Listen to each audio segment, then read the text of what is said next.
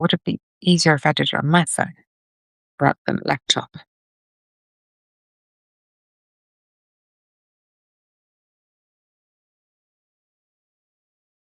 Link, share to notes, share to Facebook, share. No, I don't want to share it right now. Not until we know that this is working.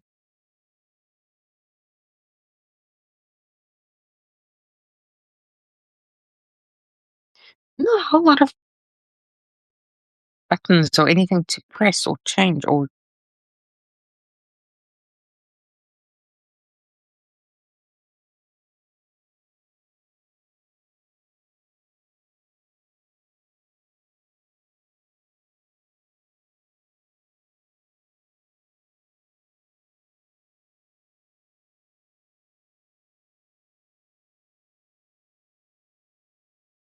Hmm.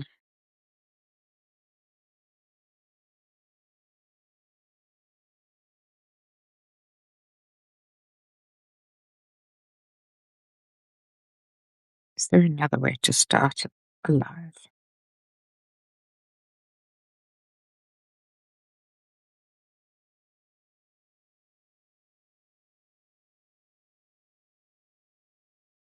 That's chat.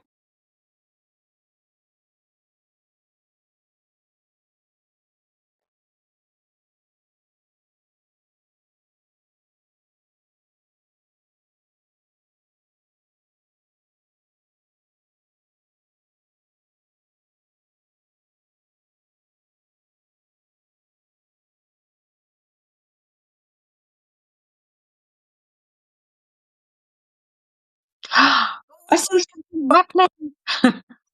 Yes. I had to download something onto my phone. Oh goodness, I'm so sorry. I don't know what it is with the Substack. There's always something. Yeah, because this is a different problem to what we had last time. Yes, exactly. Oh well, lovely to see you. You You're too. you're looking very cozy. I take it it's pretty chilly over there right now. Yeah, yeah, it is. Yeah. But the daffodils are starting to come out, so Ah, there's hope dawning in the world. well, that's actually very timeous because I was just reading my daughter last night the William Wordsworth poem, "The Daffodils," because I couldn't believe she'd never heard it before. I grew up. I It was like a childhood sort of rhyme almost. Yeah. So, uh, Yes. Wow. Yeah. I wondered lonely as a cloud. It's just like one of those things that everybody just knows. exactly. I feel very remiss that my child got to 18 years old and had never heard it before. Actually, I should check whether mine has heard of it. She probably hasn't. Excellent. So I don't know about you, but I've been doing a mad rewatch of Idle Eye just to refresh on all the thoughts and ideas. I haven't. I've had a little bit of a break, which is different. But now I'm kind of like really itching to get back to watching it. There's something very comforting about Korean dramas. Mm, absolutely. I was just thinking, I think last night, it's interesting that when I watched When the Phone Rings, I loved it so much, but it was like no other viewing, no rewatch is ever going to feel the same as the first time you watch it because there's Yes. just stuff that happens, that once you know where, kind of like where the bodies are buried, it loses that suspense. And I'm actually having the opposite with Idle Eye, and that now that I know who the culprit is, and I know who to trust and who not to trust, now I can actually relax and enjoy all the other stuff, and I'm picking up so much more in a second watch. Oh, okay, that's interesting because I really liked that I didn't know who to trust. Mm. Any one of them could be lying, and they all And you had, concur.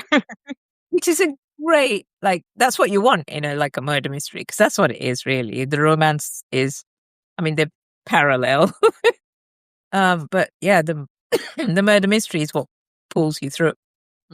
Absolutely. So yeah, I really enjoyed it. It hasn't stayed with me in the same way. Can This Love Be Translated did. So in that, like, I'm not kind of going, oh yeah, no, no. But I really enjoyed it when I was watching it. I think for me, it was the other way around. I actually, Idle Eyes is definitely a 5 star for me, whereas I think Candace Lovely Translated is maybe like a 4.5. Okay. So Yeah. Yeah, I it's I think it's very timely though. yeah, it is very timely, and I think part of it is also I very much related it to it as a fan myself. You know, Mm.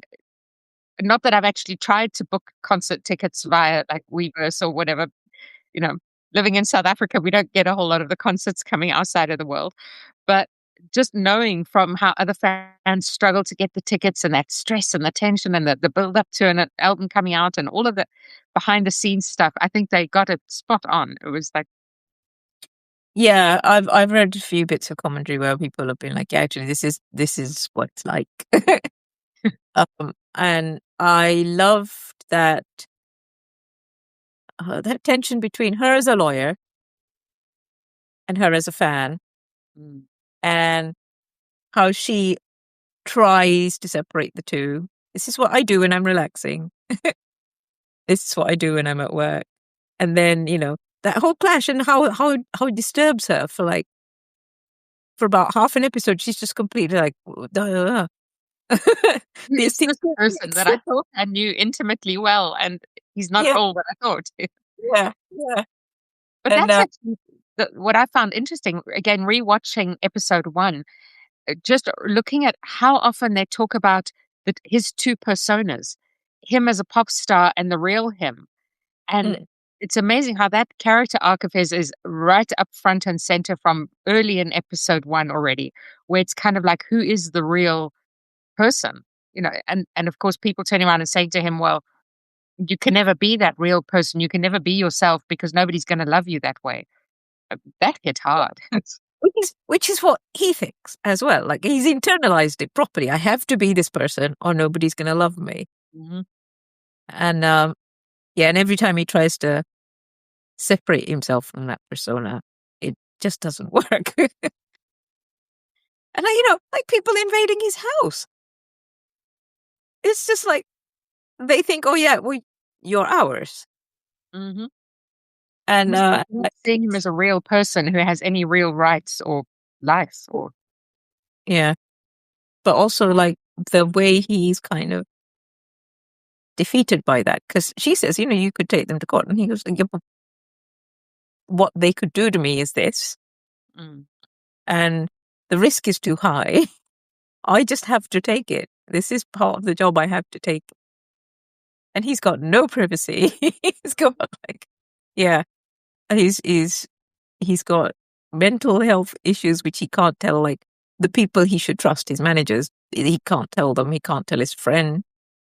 And in fact, because he doesn't trust anybody, there's like nobody that really, is in that circle of trust until as the show goes on and he starts to realize who he can trust and who he can't, which is very sad. Like But loneliness.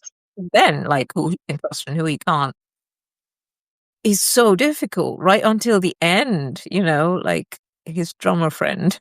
Mm. Um, they're at odds with each other, but they understand each other in a way other people couldn't. And yeah, that I'm very glad that relationship got repaired.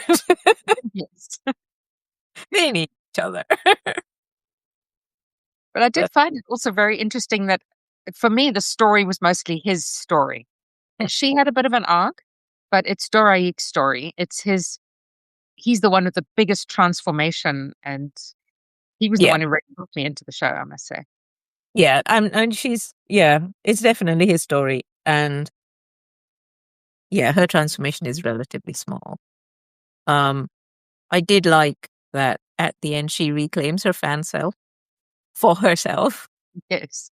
I thought that was great because, yeah, you could have seen how they could have worked it the other way, but it wouldn't have been as effective because he needs her to separate the two, Mm. even if he doesn't know it. It's so true. I hadn't thought of that, but yes, he needs that.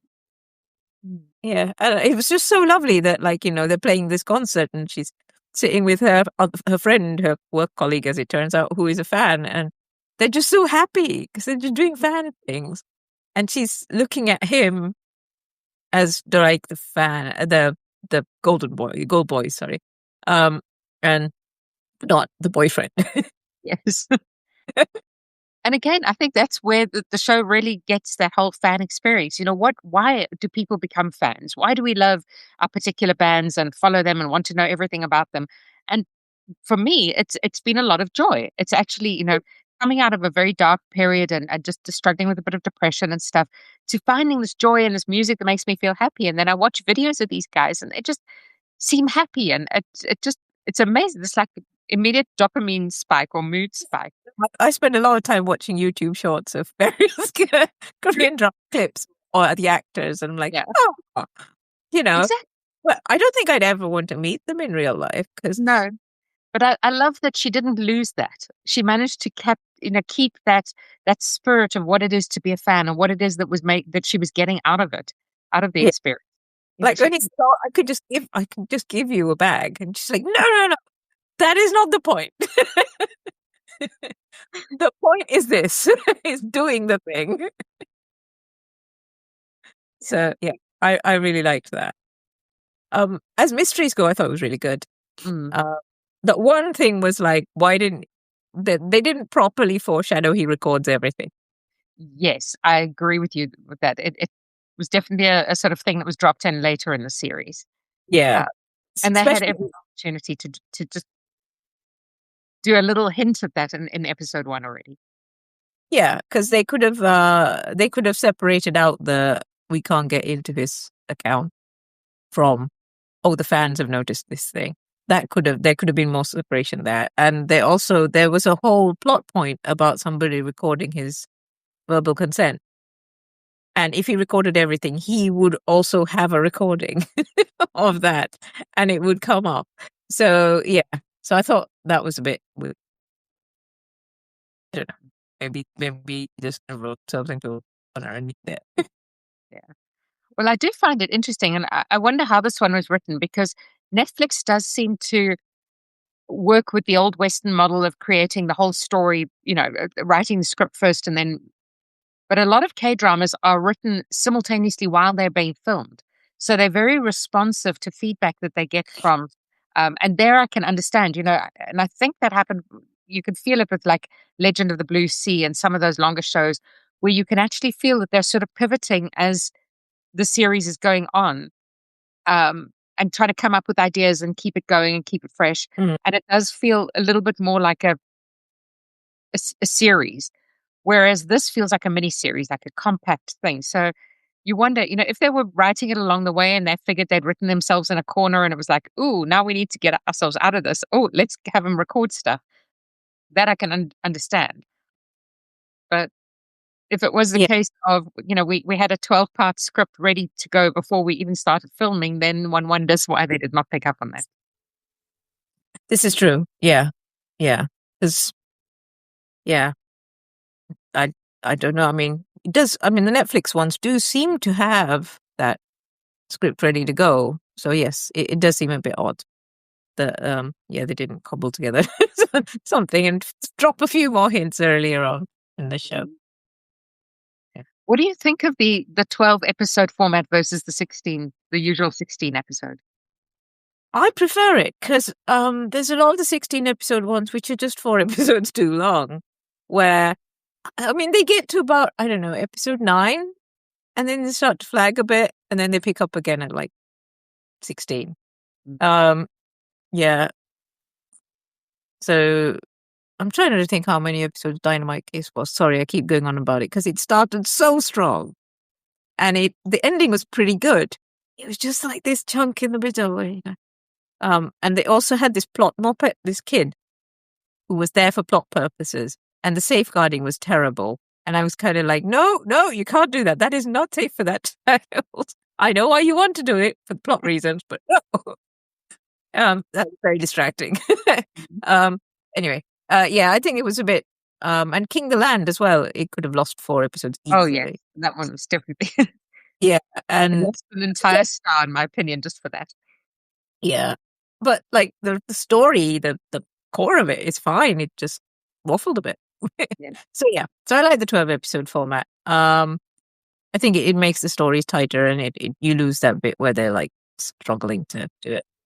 Um, I I like more always like a novel in the end. The 12 episodes probably feel a lot more like a novel than the 16 episodes. Yeah. But I don't know whether that's like a Western thing. Mm, Like endings, we like our endings to be tidy. We like that arc to be neat. But like all the K dramas, the endings are not neat, especially the romantic endings. Like an ending that if it ends with longing, it's fine, kind of thing. So yeah, I don't know whether that's like a Western gaze thing. maybe. I mean, I did find that like when the phone rings, I love that show to bits, but the final episode actually did not need to be there. It was like suddenly they introduced this whole other storyline in the final episode to separate them and bring them back together again, and it was just so unnecessary. It was ridiculous because it's almost like the whole, the third act breakup. Yeah. It's like, oh, we need a third act breakup, but we're going to cram it all into this last episode here. And that's what I love about so many of these K dramas is that they don't have the third act breakup, like a What's Wrong with Secretary Kim or one of those. I love Yeah, the fact that the couple actually comes together early on, midway through the show, and then they actually have to resolve their external conflicts together as a couple, yeah, rather than that, you know, we're kind of working on our own through our own shit, and then at the end we get together and, we come together as a couple and now it's over. yeah. What was the one that I watched? Romance is a bonus book. Oh, yes. I was watching that, and I think I was quite new to the whole K drama format. And I kept expecting them to break up. I was like, no, no, please don't break up. So I was really tense for like the last 6 episodes. But they did break up. They did stuff, like they cut the whole. I suppose the romance is a story one, and the B story and the C story got dealt together. Mm. It's great. Such a I would have known that at the start. I'd have been a little stressed. Yeah. I must say, I think that's what I miss from the 12 episode series is those background characters. As you said, the C story and the B story. The 12 episodes tend to be so much more focused on the central story. Um, Whereas if it was a 16 episode, we probably would have got more of the backstories of the bandmates and her work colleagues and, all of that other stuff that you often get. I'm thinking particularly like Shooting Stars, where you've got all these other characters, couples and their stories. That's true actually. Then sometimes the secondary storylines are like as good as, if not better. I'm just gonna go find a cable because my battery is running down. I think I need a new phone. There we go. Or at least a new battery for the old phone. Yeah. Um, or is it Business Proposal? The secondary storyline was just Oh, oh yes. In fact, yeah, I think I agree with you. The secondary story was almost better than the first there. yeah. I mean the chemistry between them was just incredible. And I mean I think they were dating in real life at times. Ah, that makes But sense. Yeah. And so he's out the military now, so hopefully we'll start to see a bit more of him again. yeah, I really like him. I think he's great. So yes. Yeah, there's oh, what was the other one? Kang Teo, he's kind of back now, isn't he? So Mm. hopefully see more of him. From Attorney Wu. Yeah. And who was Yeah. it? Was it also Som Kang or something from My Demon, who I think has also just recently come out from military? Oh, okay. All right. Yeah, it's Yeah, been a strange one. he's got range. He really has. That was the one thing I've noticed. I haven't posted or created a review yet for Doom at my service, but that was just comparing the two, that My Demon and Doom at Mm. Your Service, because the heroes in both, or the main actors in both, look so similar. They almost could have been interchangeable. But I found that the actor in Doom at Your Service, and I can't remember his name now, I'm doing a blank on it, but he's got these quite dull, dead eyes. It's like he doesn't perform through his eyes quite as much as Song Kang does. And that was, for me, a big difference. It was just amazing how much expression there is in the eyes that, Yeah, he does. He does what? Because I watched the two of them. I watched My Demon first, I think, and then Doom at Your Service, and I didn't finish Doom at Your Service because I'm just like, I really can't. I just can't get into it. And oh, do you know in Friends, Joey calls it smell the fart acting? yeah. And that's like the whole way through, I was just like, this guy is just doing smell the fart acting. Yeah, I mean, I don't want to, diss the poor actor because for all we know, it might be the director who was directing him to perform that way, but it just lacked something that so he's, many he's other been in other things, and I'm sure he's great. The other thing about Doom at Your Service versus My Demon was My Demon knew it was a romantic comedy essentially at heart. It had all of this, the demon stuff, all of that, and those all served the story, but it knew what it was. Mm. Whereas Doom at Your Service, I don't think it really knew what it was. It was Yeah. trying to be a big romantic epic love story. It was trying to be a paranormal fantasy story. It was trying to serve these two masters, but it hadn't picked a lane, and And then also a that drama was where it's sort of looking at, life and death and grief and all of this in a more sort of intellectual way almost as well. yeah. So we clearly have very Yeah, similar tastes. yeah. Yeah. So what else did you enjoy about Idle Eye or any other comments? Would you go back and rewatch it? I don't know. I haven't really found what I'm thinking. I must watch that. Yeah, well, I might sign up for Vicky for a week or two. Um, Mm. and watch that weird show with Bob Barbershop. That sounds Yes. weird. Really interesting. Yeah, just seeing the clips on social media, it's like, what is this show? Because at first I couldn't tell, is this a drama? Is this a, and then of course finally worked out it was a reality show. Kind of, it was like, what is this? It's so random. It's so random, and I can see how like all of those guys could really throw themselves into it.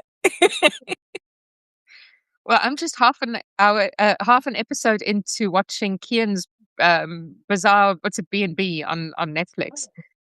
And that's also so weird. They're building this B&B on a barge, and it's just this completely weird. Um, it's just going to be very interesting to see where they go with it. Certainly a lot more Oh, my, imaginative, I think, than most of the Western reality shows of late. okay. I might have a check of that. I tried to watch. Speaking of weird, Waikiki 2. Welcome to Waikiki 2, which is also B&B. Yeah. And I wanted to watch it just because Kim Seon Ho is in it. I love him. Did you watch the It first one? it was just too wacky. It was so wacky. I was just like, I think I might need to give it another try. It was just too loud and too wacky, like the Potato Lab was. Where the story was fine, the actors were good. You know they're good. You've seen them in other things, but like they were directed to act so over the top and wacky. You just want to go, what are you doing? Because you've seen them both you've seen them play introspective roles. You know they can do much more nuance. So why on earth they were told not to, I don't know.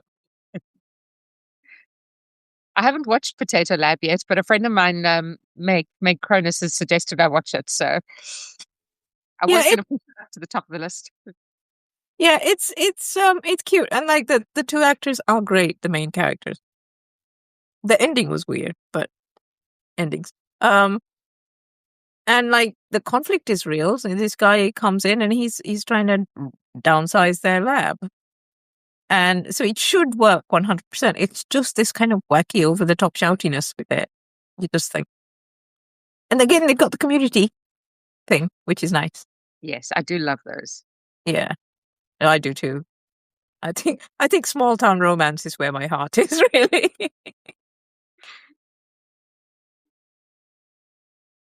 What I do you? think it's just something about all those other characters and the way that they're created. They're so well rounded and they all have their own backstories, and you kind of feel like any one of them could go off and have their own show. That they're that like well developed. Uh, Yeah. they all have emotional wounds and they all have their own journeys that they're on. And I do enjoy shows like that. And there's just enough for you to see them as a whole person, but only need them for part of the story kind of thing, which I like. In Idol Eye, the private investigator guy, Um, that was kind of sad because she was at no point interested in him. Yeah. Not at all. He never even seemed to be aware that he was interested, which is kind of refreshing because when you think how often K-dramas have love triangles, this was it was a love triangle, but it didn't have that usual love triangle feel to it because it was very much unrequited on his end. Yeah, and the fact that she didn't notice is very much in keeping with her character anyway. She wouldn't, like, all she has is work. Work is also to the point of like, Obsession. well, yeah, and also like the whole point of it was to get her father's name exonerated. So it was all kind of means to an end. So that was like the obsession on that side, and the other side is the fangirl thing. Um, there's nothing in between. That was her. So yeah, it's not surprising she didn't notice. But I do love that, where he had his healing at the end and his reconnection with his bandmates and all of that. She also got that, you could feel her circles were also expanding. She's still got the private investigator, but now she's got this work colleague, and you just get a feeling her world is also becoming a bit more normal. And Yeah, the whole work colleague thing was nice actually, because that was seeded as like, I want to help because I'm also a fan. mm. And realizing that they actually do know each other just in a whole different life. And she can now share that with someone, which she couldn't before. So that was quite nice. And Yeah. just talking about seeding, how they didn't seed the recordings, the voice recordings early on, but they did seed the work colleague because when I went back and watched, I can't. It must have been episode 2. There's actually a moment where she goes and messages that person, the friend online, and asks a question. Um, and you actually see her work colleague in the background walk to her laptop and sit down and look at the screen. And Oh, it's just the fact that it was all in the same shot, and you think they preempted that, they seeded that. yeah.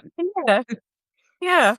Oh, that's nice. Yeah, because the whole asking a question and her replying to it later on, when they're trying to work out the messages in the album. Yeah, that they do in a flashback. Mm. But yeah, no, that's cool. That's nice. I'm glad they did that. Yeah. Yeah. No, I enjoyed it. I think it was a really good show. Um, apart from the small plot holes. Not plot And holes. I must say, I love a good murder mystery, but um, most recently I'd watched The Good Detective, and that one just felt like it dragged on a bit.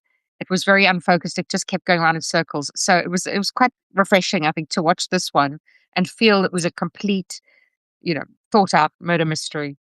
Yeah, I it was a proper murder mystery. Last time I mentioned something to you with Lee Sang-hee in it. And it was No Gain, No Love on Prime. Um, he's the second lead in it. And he gets his own happy ending and a solid storyline. And I think it's probably slightly better than the main storyline. uh, but they also did, because it's Prime, they did a little mini 3-episode mini thing. So the his heroine, the second female lead, she writes erotic romance, and she writes this book, this sort of web comic called Spice Up Our Love. And they did this little spin-off where she and he both fall into a version of that. And it's very funny because they've fallen into somehow the edited PG-13 version of it. And um, it's just really funny because whenever something's going to happen, it just cuts to them after. And she's like, no, we're going to try this again. By the third time, he's got a nosebleed. It's just- Oh, I have to watch that. Yes, very I don't funny. actually have Amazon Prime, but I think for that and Are You Sure? I would get a month's subscription just to watch that.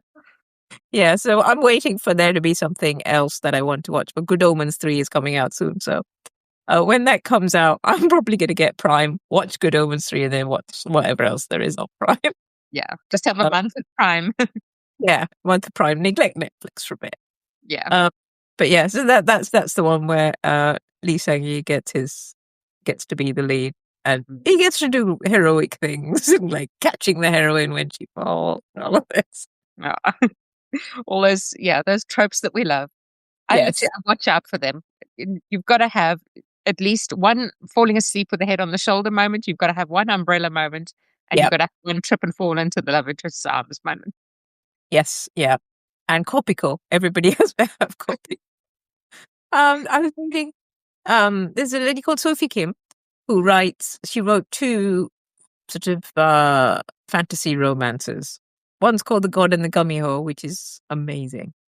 And the next one is God and the Grissom, which is not as amazing, but pretty good. But really amused me is randomly one of the characters gives the other character. They're like, "Oh, I'm so tired. Here, have a coffee cup." So yes, Yeah, yes. If you want Korean drama in book form, Sophie Kim and God and the Gummy Hill. I will definitely go and look out for that. There's another author that I see a lot on Instagram, I think, who's also, she is Korean American and has written some rom-coms that are set in the sort of K-pop world and in, with K-drama sentiment and whatever. But I haven't Ah. actually read them yet, so I must definitely start queuing them all up on my Kindle. Oh, you have to tell them what they are. I think I read My K Drama Life. Okay. Uh, it was okay. It's quite old now. I think it's one of those. It was written before the whole Korean drama hit mainstream, which only happened in the last few years. Even now, people don't really watch it. K-pop Demon Hunters has made a big difference, but Yes. And I yeah, think the pandemic started it in a way. People sitting at home watching TV in the pandemic started to discover these shows. And yeah. I mean, the reason I watched Crash Landing on You was Kate Claiborne on Twitter, because Twitter was still a thing back then, said, "Oh, do yourself a favor and watch this show." And I was just like, "Well, I don't have anything else that I'm particularly burning to watch. Let's watch it." And I was so hooked. so Crash Landing on You was your first as well. That's my gateway drug. Yeah. Um, Definitely. So for I, me, I think it was Priscilla Oliveras, the author Priscilla Oliveras talking about Crash Landing on You that got me watching it. yeah. So yeah, Kate Claiborne. I mean, she's not somebody I know, but I've read all her book, and I was like, "Oh, well, if she likes it, then maybe." Yeah. And then I immediately went on to watch "It's Okay Not to Be Okay," which was so different, very, very different, but still utterly compelling. Uh, My second was Business Proposal, which is also, as you know, chalk and cheese with Crash Landing on You. yeah, yeah. So yes, and I've been hooked ever since, and I keep trying to get people to do it, to watch it. I wrote a review of oh, I forgot which one now. Queen of Tears, I think it was. I wrote a review for Smart Bitches Trashy Books, and years ago, anyway, there was like a whole lot of comments, and somebody said, "Oh, I got into K dramas after reading a review here of Crash Landing on You, and I'm so hooked. It's taking over my life." And I wrote the review for Crash Landing on You for Smart Bitches, and I'm like, I sort of had to just comment and go, "I'm so sorry, didn't mean to." Don't apologize. You opened up a wonderful whole new world for them. I mean, Yes. for me, watching K dramas, it was like the watching K dramas, listening to the soundtracks, which Mhm. then got me into, oh, I think I want to learn some Korean. So I started Korean lessons, and from there, listening to more K-pop, and I yeah, that's quite cool. Style the lyrics in K-pop that also. it is. It's Yeah, like a I whole look. funnel, and eventually you Yeah, find your whole life has just been taken over.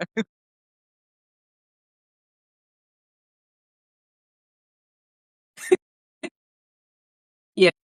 I'm learning Korean Duolingo because I can't find it fascinating. Uh, but yeah, one day I'll go and I will eat all of the food because Yeah, there's a lot of food. There's an awful lot of food, and it's delicious, all of it. yeah, and I must say it's taking off big time here in South Africa. We've got uh, Korean sort of delis in a way that are popping up all over the place. It's a franchise that's now spreading.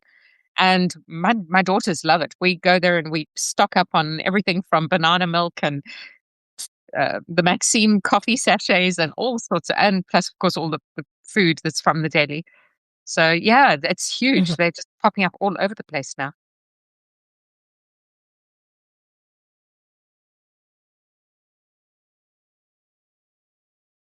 There's a little lag, but Percy.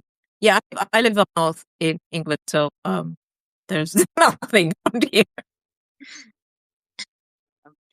So if we do this again, I was thinking we should perhaps chat about shooting stars since it inspired your own book, and you could maybe Okay, I talk watch it about again. yeah. And I loved shooting. yes, it is delightful. And I must say, I loved. The I think that's also why I loved Idle Eye was because I'm just such a sucker for behind the scenes stuff of movies, and now going into K-pop was like a slight like a variation on that. But I love anything that goes behind the scenes on movies and acting and all of that. well, yeah, because of your background in the industry. Yeah, the guy who plays the lead in Idle Eye, he is in Marriage by Contract, where he plays a K-pop star. Oh, really? I hadn't realized that. What I did find interesting Same. that um the lawyer in Idle Eye is actually a K-pop star herself. She's a member of the Girls' Generation band.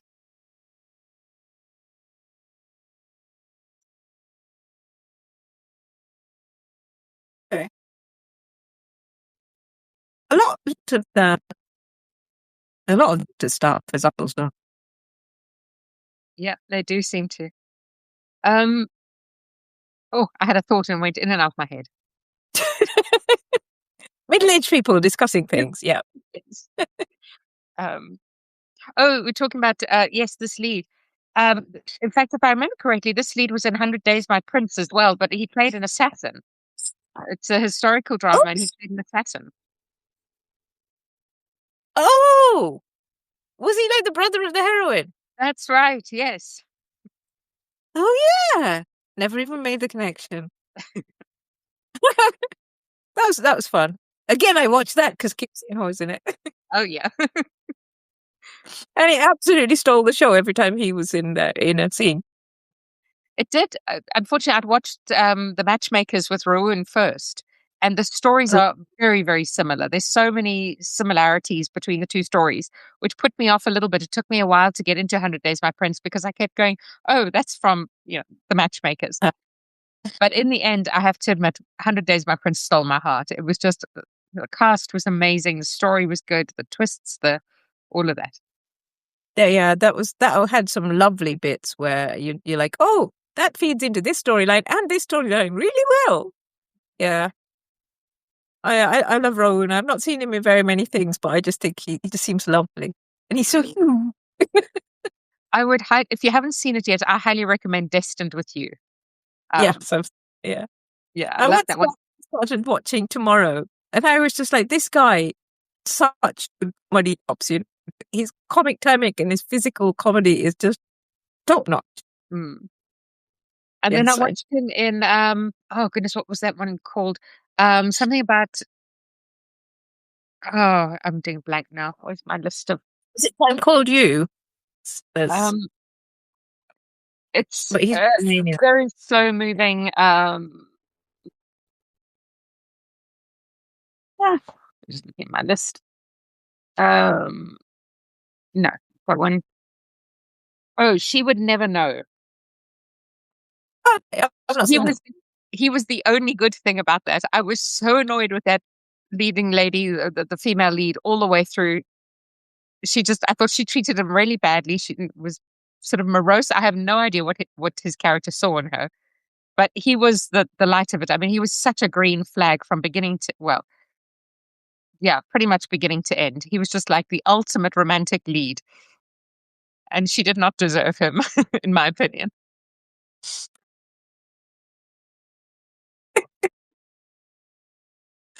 Okay, maybe I won't watch that one then. So, what are you planning on watching next, or what are you watching at the moment? At the moment, I'm not watching anything because I got given a BBC Maestro free trial, so I'm watching Agatha Christie on how to write murder mysteries. It's very entertaining. I'm not sure it's teaching me how to write murder mysteries, but it's teaching me how she writes murder mysteries. Mhm. So it's interesting. Is that something you would consider, considering you love small town romances, and would you consider merging them with a mystery? I'd like to. I've never tried it, so I don't know if I can.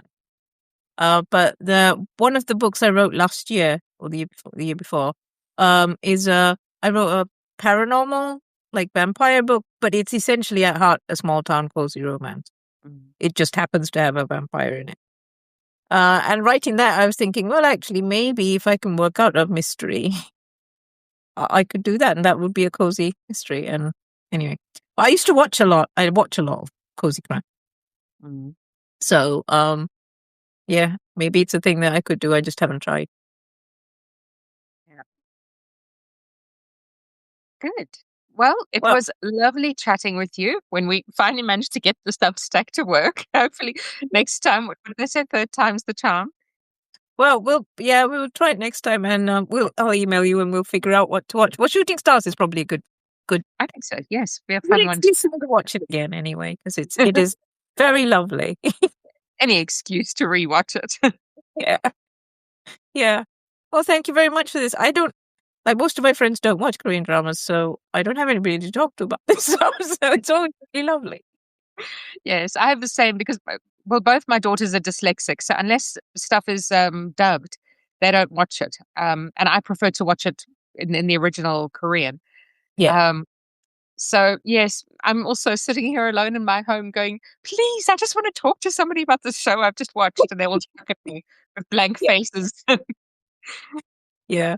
No, I keep trying to get other people to watch stuff, and they're like, "No, thanks, Steve." But yeah, Well, you've apart from that, converted one person through Smart Bitches what's Trashy Book. well, No, yeah. two, yeah, two, because I got. Do you know Sarah Callejo? Yes, yes. I got her to watch Crash Landing on You, and she got hooked, and she took Korean lessons, and she went to Korea, and yeah. So yeah, two. But two life-changing events. Well done. You've changed two people's lives. Yes. Yeah. So yeah. All right, Shooting Stars next then. Awesome. Fantastic.